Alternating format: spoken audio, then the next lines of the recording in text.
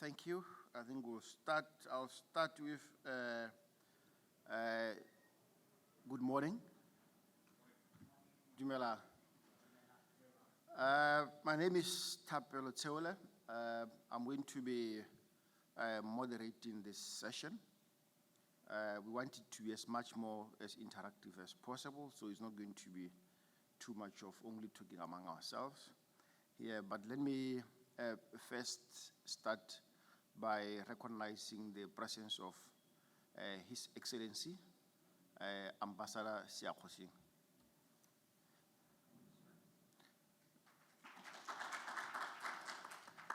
That's our wonderful ambassador here in the UK. We are very privileged to have you, sir.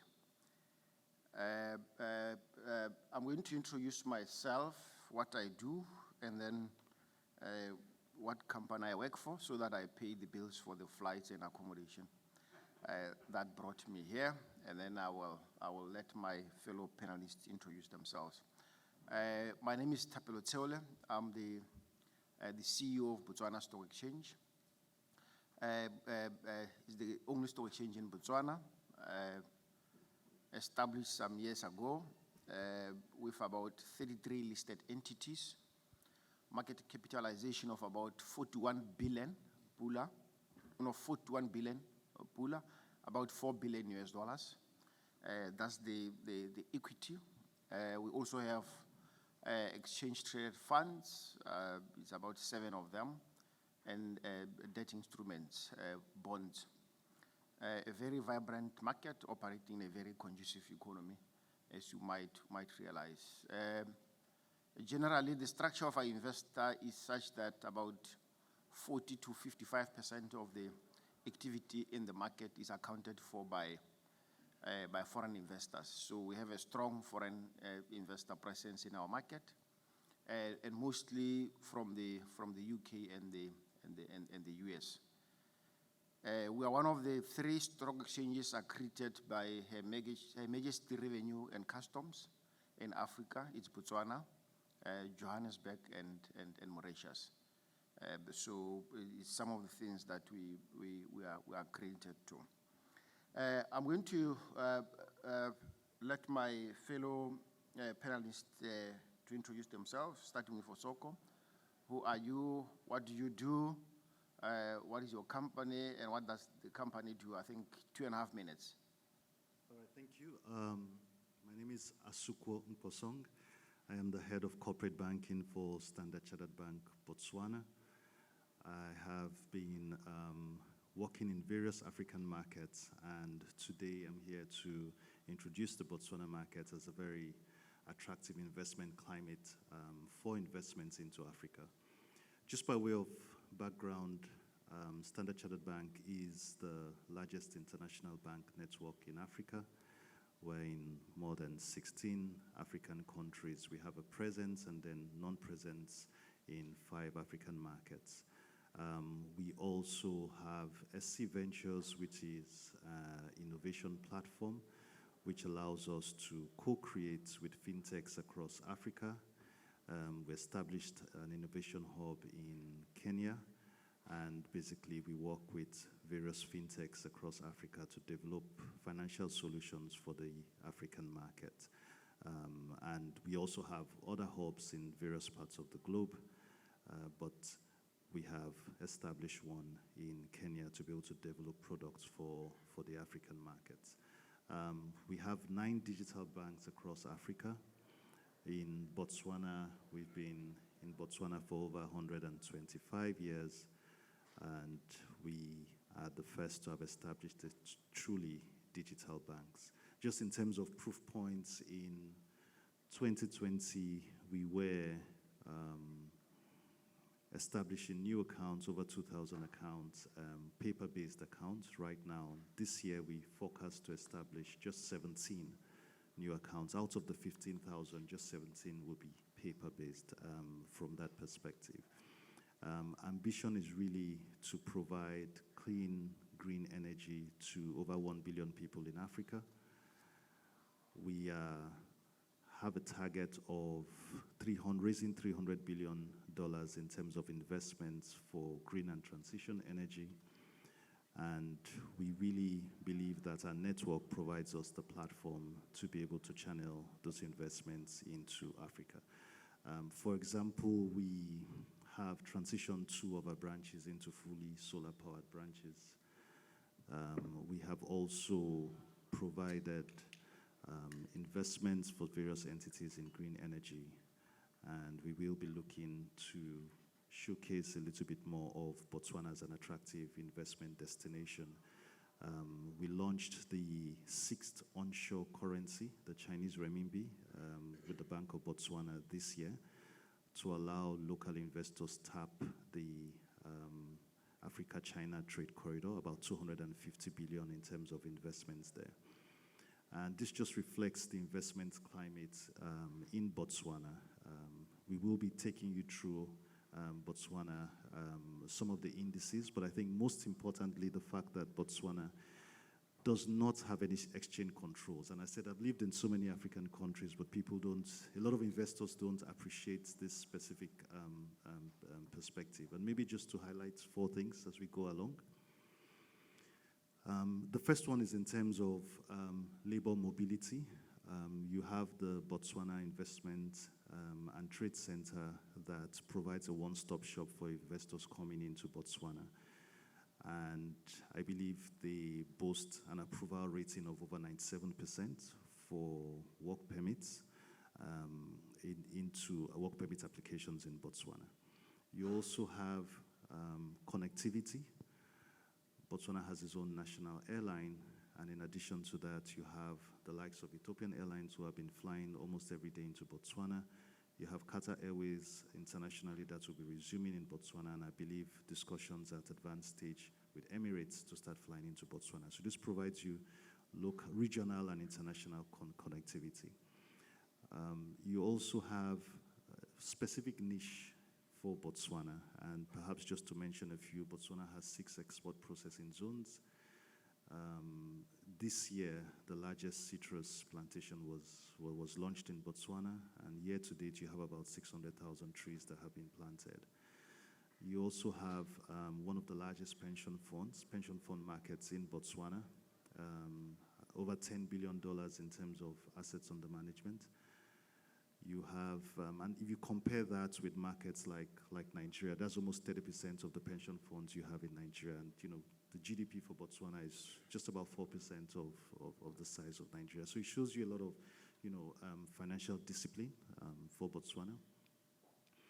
I think Botswana, you know, provides a very good investment destination for sustainable investments, sustainable industries. Over 70% of the base metals for manufacturing of batteries exist in Botswana, which gives you a very good introduction into the value chain for electric vehicles. And we've seen a lot of investment interest coming in for that.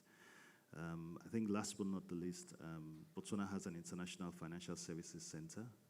This provides opportunities for financial sector to invest, provides 15% tax rate, very attractive, which is lower than the 22% for the country. Which in itself is quite attractive. And you've seen a lot of financial institutions start and grow, establish their headquarters there. You have the likes of Letseho, who have, you know, become an African business, and perhaps an opportunity for me to introduce Opelo, who is a local local Botswana financial services business that has grown from the Botswana market. Thank you. Sorry, I think that's, you come next. And then he forgot 2 things also. That Standard Chartered Bank Botswana is a listed entity in the stock market. And as at September 30, the share price have gone up by 40.0%. The best performing stock since the beginning of the year. So which I think is a good plus. So I think I will let, he covered a number of points which I think will come to them later. So I'll give Opelo an opportunity to introduce himself and then also just tell us about Tikano Group. Tikano is one of the companies that are in in the mentorship program in Botswana Stock Exchange. I think he will also just touch base on that. Upelo. Thank you for the opportunity to be here. Yeah, Tikano Group is an impact-driven financial services company based in Botswana. It was formed in 2015 by ex-bankers who have been at FNB, Standard Chartered, and Stanbic Bank. So our focus area is in healthcare finance, trade finance, education finance, and food supplies. So the nature of our business is such that we give the SMEs the power to deliver their goods on time every time. We deal with the likes of central medical stores. We deal with big retailers like Spar, ShopRite. We finance their supply chain. We finance supply chain of diamond companies in Botswana. We are like a cogwheel pretty much between the buyers, who are the off-takers, and the suppliers. Most of the suppliers in Botswana are very low-end sort of suppliers. So the government has initiated most of initiatives that are diversification oriented. So if you want to buy something, it has to be around supply chain development. We have seen the likes of Botswana that you might know of, having a citizen economic empowerment program that we are part of, Morupule Colliery. We are part of the supply chain development. So we finance all the suppliers. Our key focus area is to make sure that the guy on the bed in a hospital gets their bandages, their medicals on time. We make sure that the primary schools, they've got food on time every time. So Tikano has been growing leaps and bounds since inception in 2015. We are growing by 50% year on year. Between 2021 and 2022, our growth has been 160%, largely because of the funding that we got earlier in the year. So it is a demonstration that scaling up funds are able to scale us up very quickly. We've got contracts with the government. They pay us directly for each and every trade that we do. We've got contracts with all the retailers in Botswana. Whatever we fund, they pay us directly. So we've got more than 70 companies in our supply chain that pays us directly. In the SMEs, we have funded more than 350 million in the past 3 years. And our focus is to have about $5 million by next year.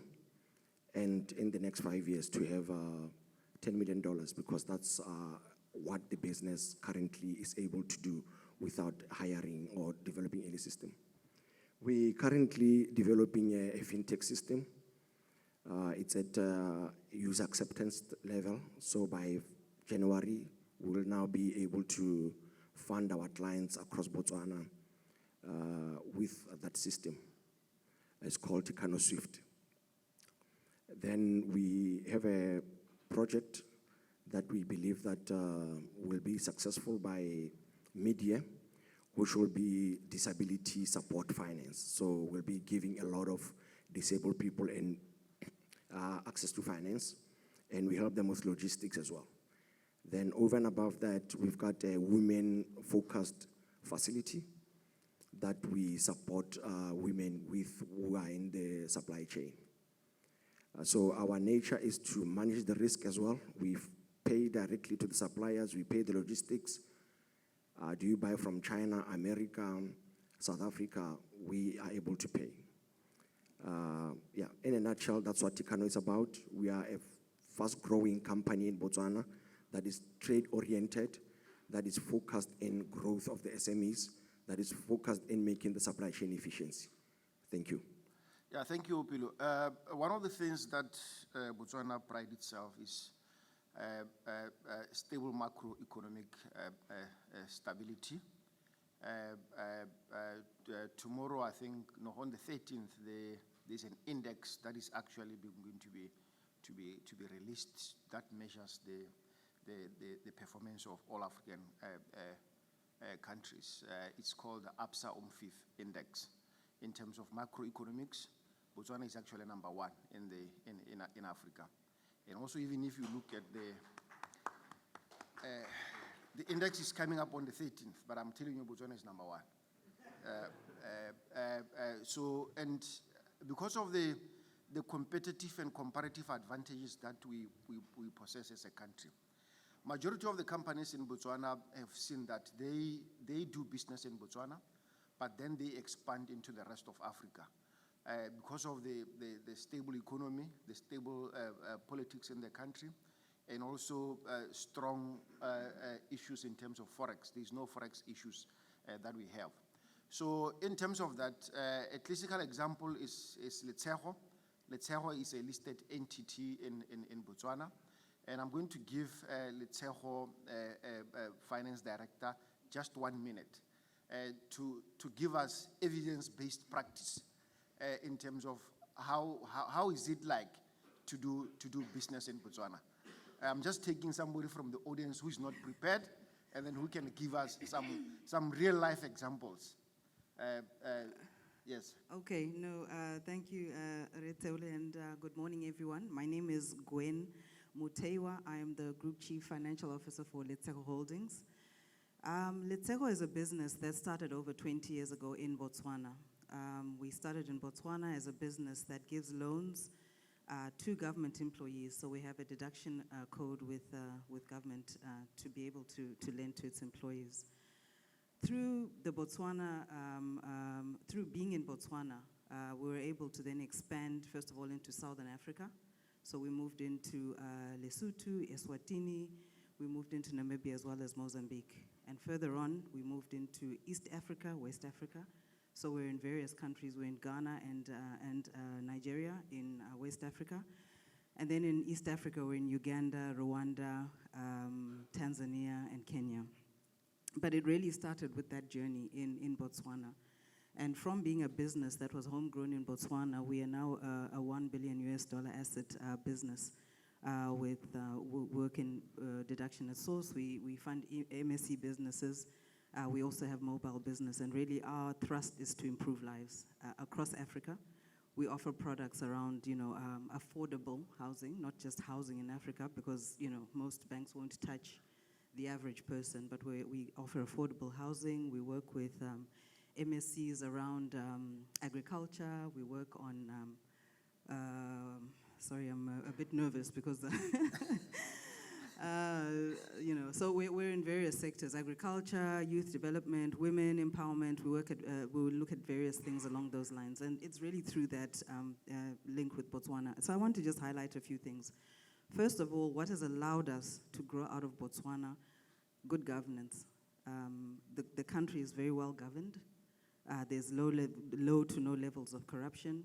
We've had very good support from the Botswana Stock Exchange. We are listed on the Botswana Stock Exchange. But what is pleasing about the Botswana Stock Exchange is that it's very progressive, and it really keeps close to developments on other exchanges internationally, and bring those learnings into Botswana, which allows it to then bring in best practice. This has allowed us to raise funding. So we raise funding off the BSC. We have a bond issuance in Botswana, but also we have been able to attract a lot of international investors. So we have investors out of the US, out of the UK, all over the world really, and also in terms of so it's investors and funders that we've been able to attract from various markets. We're also an IFSC company. I think Asuko spoke to that. So we are BITC accredited, again allowing us to enjoy a 15% tax rate versus 22%, which prevails in the country. Things like withholding taxes, benefits around withholding taxes, double tax agreements, etc. And Asuko mentioned it briefly, but for us it's so important, particularly, excuse me, being in 11 markets. We need to be able to have money coming in and out of the country through our capital coming through our investors, and we also need to be able to ensure that if we give money to our subsidiaries, that money is able to come back. So in terms of full repatriation of dividends, of capital, of interest, again to investors, it's really important that if they give you a loan, they can get the money back and they can get their interest back over a period of time. So really great market to be in. It's really managed to extend our business into the $1 billion business that we are today. So thank you very much. Thank you very much for that evidence-based presentation. Among the crowd here, we have Moemedi Mokosi. Moemedi Mokosi is from Botswana, BITC, International Trade Center. He's based in London for several years now. Moemedi, what advice can you really give to someone who wants to come and bring their companies in Botswana? What is it that as BITC you do to facilitate these companies? How do you help these companies to really make sure that they establish themselves? And then after Moemedi Osoko, I'm going to come to you to tell us, as a banker, what are your experiences in terms of facilitating some of the investments, not only in terms of companies, but also in terms of people taking their money into Botswana, or it's also even outside Botswana? Moemedi and then Osoko. Thank you very much, Mr. Tseole. I think before I address the question, basically I would like to start by challenging almost everyone who are here in this meeting this morning, particularly investors, to spell the myth that Africa is an unattractive place to do business. So this morning, what we are basically trying to do as Botswana is to give credence to the possibilities that a small economy can actually host your operations. If a small country like Luxembourg can become so advanced, why is it that investors are bothered by a small market base? Letero has just demonstrated the opportunities of operating from a stable market base, that there are opportunities to grow your investments out into Africa and beyond. Let me take you back a bit. In 2018, 2017, a US-based agency called Foreign Policy, they released a study which showed that Botswana was the most profitable country in the world where you can actually do business. In that respect, they looked at the growth of the value of assets of a company that was established or domiciled in Botswana. That over time, because of the predictability of the economy, of the macroeconomic environment, you are able to grow. And you don't have any concerns of what is going to happen next tomorrow. No exchange controls that have already been shared. But without laboring much also, moderator, because I'm not the main speaker today, recently, the World Intellectual Property Organization released another study on the innovation index. I don't know if many of you have seen that. It's relatively new. Botswana within sub-Saharan country is number 2 after South Africa. So where do we need to channel our investments? Asuko mentioned sustainable investments. We want you to invest in our young entrepreneurs so that tomorrow we've got sustainability. We want you to invest in agro-processing agriculture. I know some of the investors are interested in Botswana around that space. We want you to invest in value-adding activities in Botswana. As the facilitator at BITC, I am more concerned about you growing with Botswana, not coming to do a government tender and then you go out. That is what I'm going to run with. So basically now answering the question of what BITC does, we basically roll out a red carpet to you when you come into Botswana. One of the things that we pride ourselves with is that the level of corruption in Botswana, we are not saying it's not there, okay? The level of corruption in Botswana is relatively very, very low. And if you see yourself pay me as your facilitator, take me to the police. That is what I'm vouching, just to confirm that we do business over the table so that you can have your investment secure. We will run on your behalf if you are looking for land, for factory spaces, you are looking for visa and residence permits. This is our role. You don't have to sweat. So all we do, we will give you the processes for accreditation and everything. We assess your business proposal, and then once you are accredited with BITC, you are going to grow with Botswana. And then over and above, we also have other services beyond the domestic market. That is now why we have different trade agreements where we develop the go-to-market strategies. Letsego has grown into a Pan-African company. They did market assessments. They see more opportunities in Africa and beyond. And that is why I'm here in the market. I'm happy to engage a bit later after this session. We exchange notes. But most importantly, remember, come and do business in Botswana. Thank you. Thank you, my lady, Osoko. Yeah, thank you. I think, very pertinent questions. When you're looking at, various investment destinations, there are a couple of things that you're thinking of as an investor. One, you're looking at, the quality of labor. You're looking at connectivity. You're looking at capital flows, getting your funds in and out. And you're also looking at the specific niche that the market has developed to be able to attract you. And I think those are four fundamental things that, international investors are looking at. And as most of the speakers have discussed, you have all those elements playing for you in Botswana.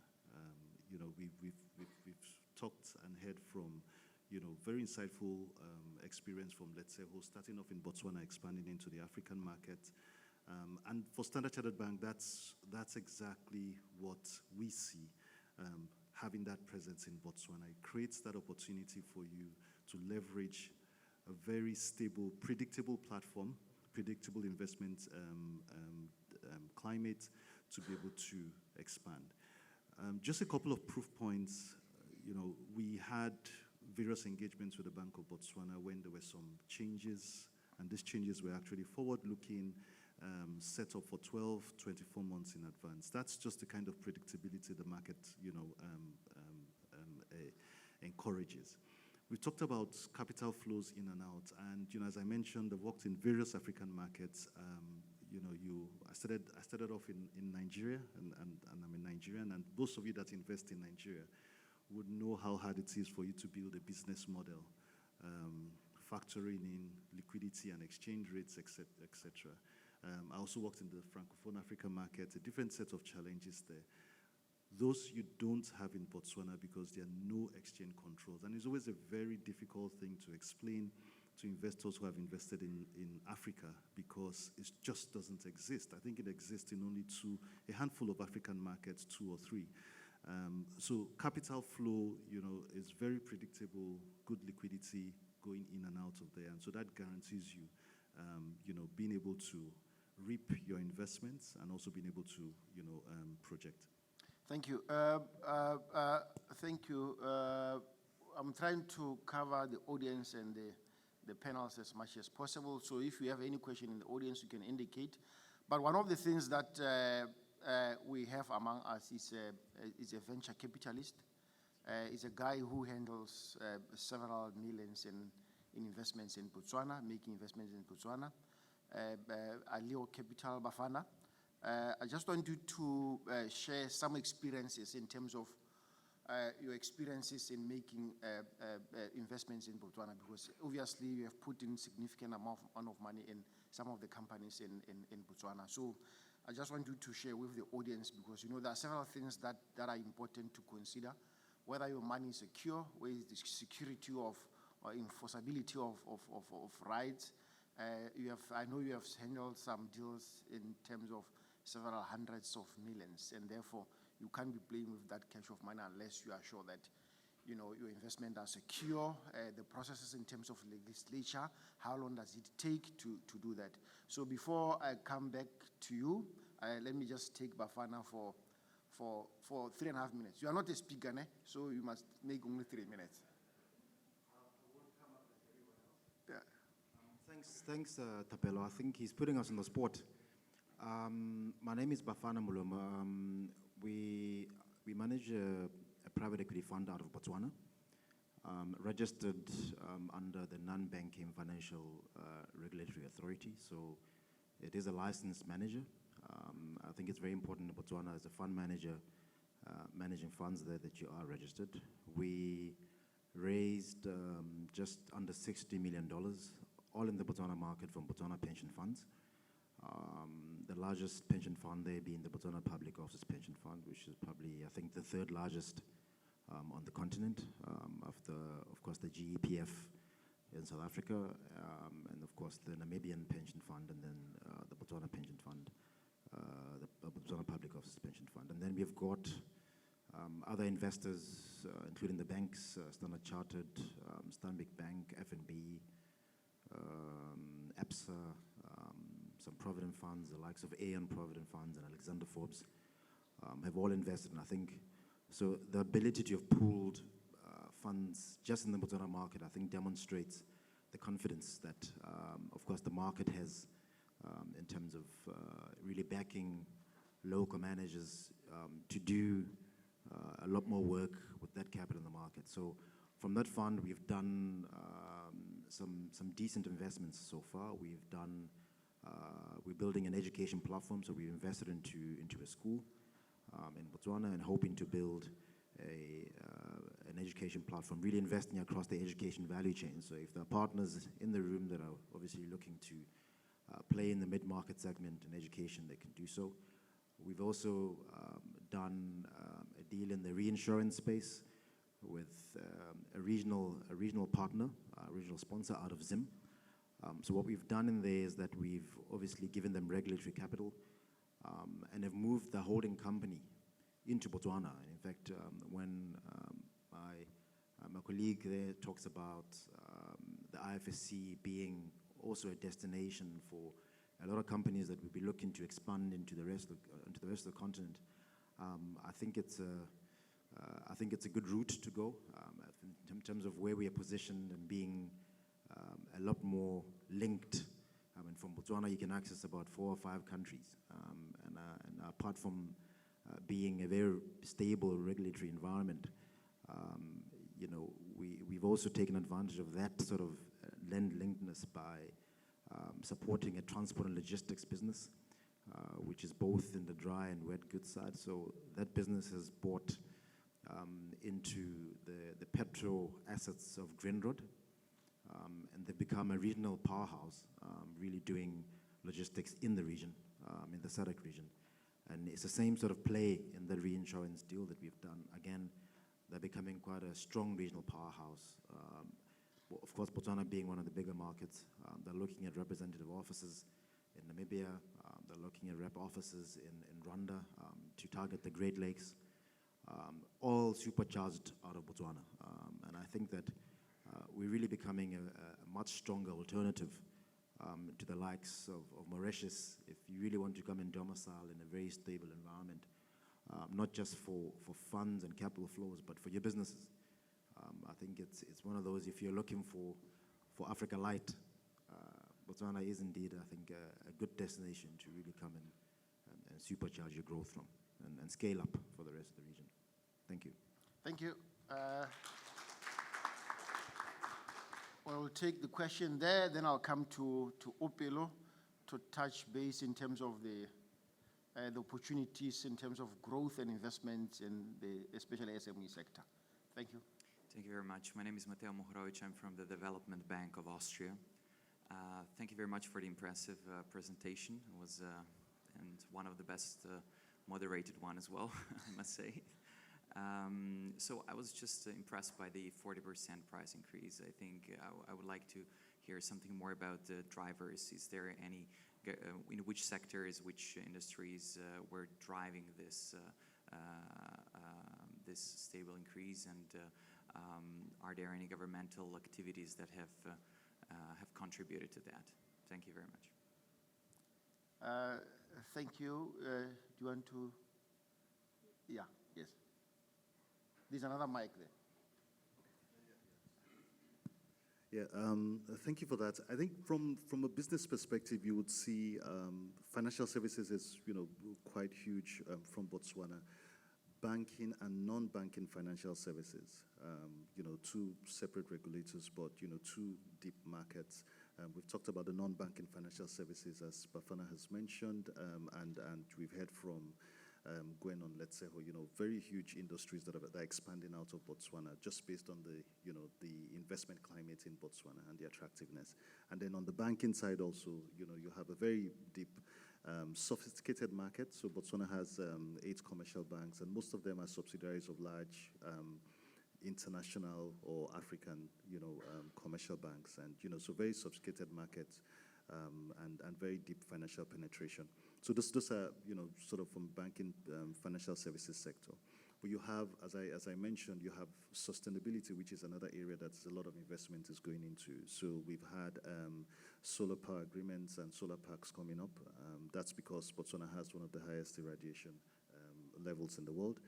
You have, as I mentioned, base metals. There's a lot of interest going into that. There are 6 export processing zones, and we've seen a lot of industries come and establish there.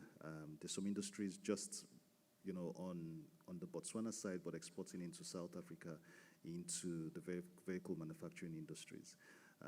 In terms of agriculture, it's quite huge. We have the best beef, I can say, in the world, exporting to Europe.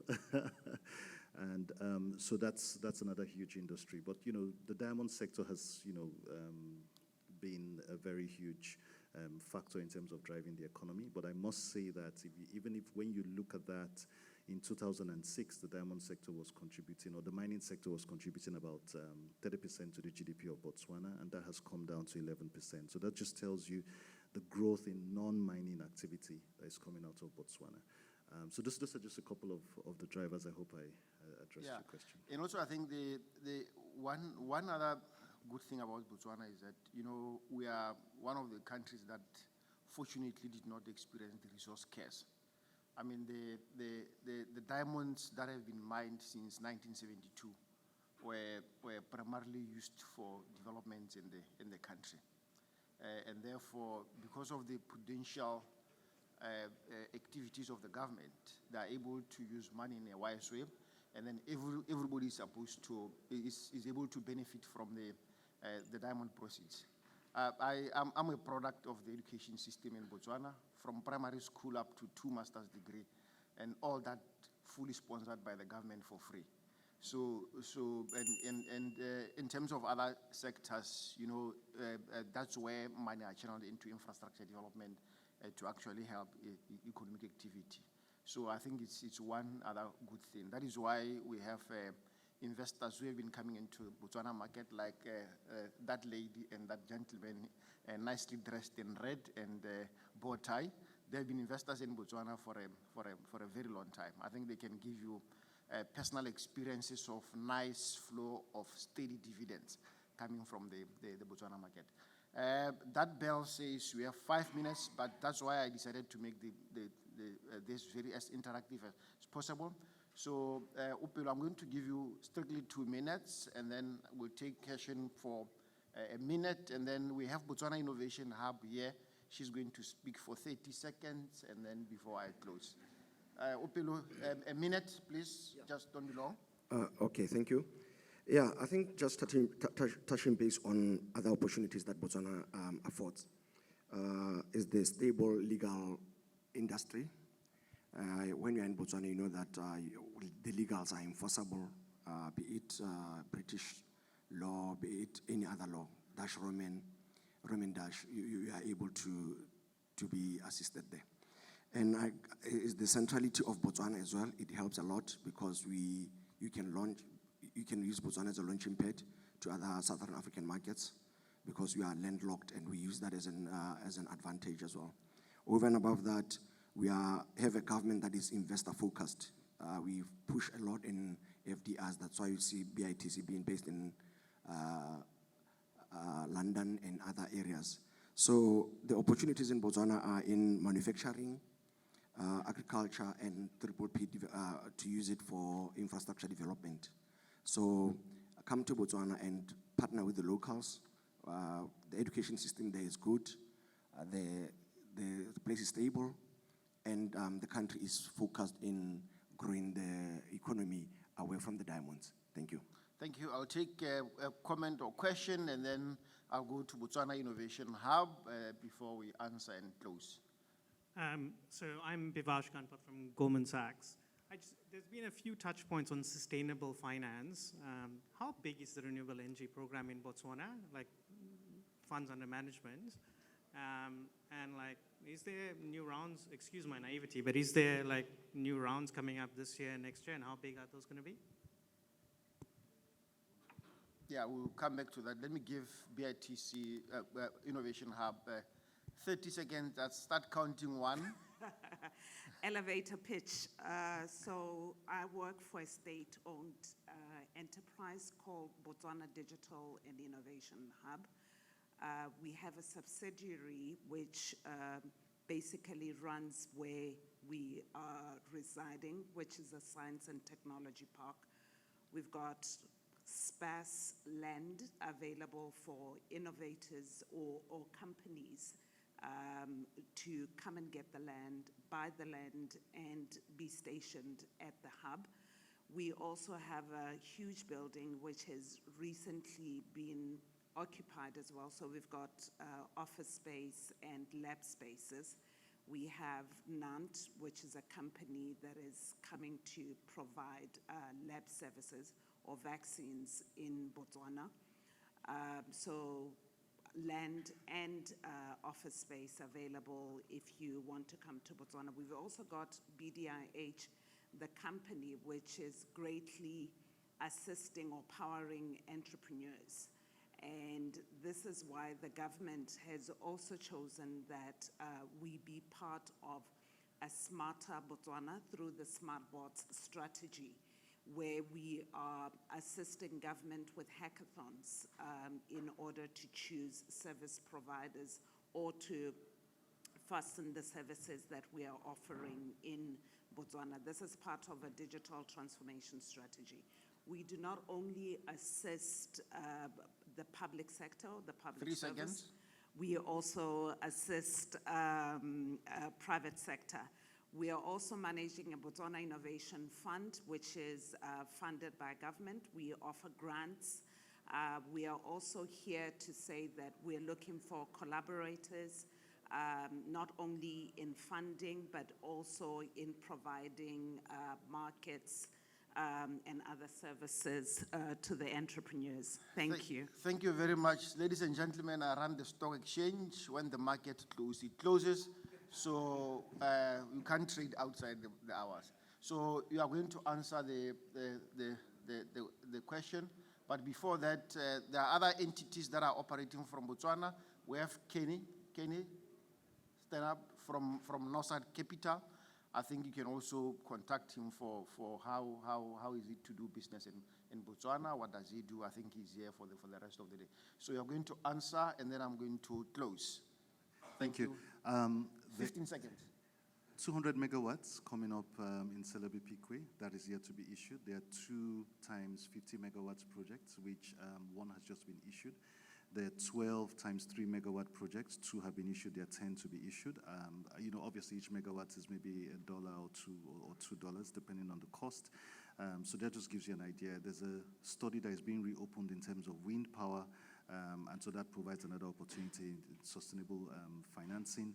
And also in terms, the government is really pushing to have a battery manufacturing plant in Botswana. You have 70% of the base metal, so it provides good comparative advantage. Thank you. The closing bell is there. Let me once again thank His Excellency, our ambassador to the UK, for blessing us this morning. And then thank everyone who attended here. Thank you very much, ladies and gentlemen. The market is closed.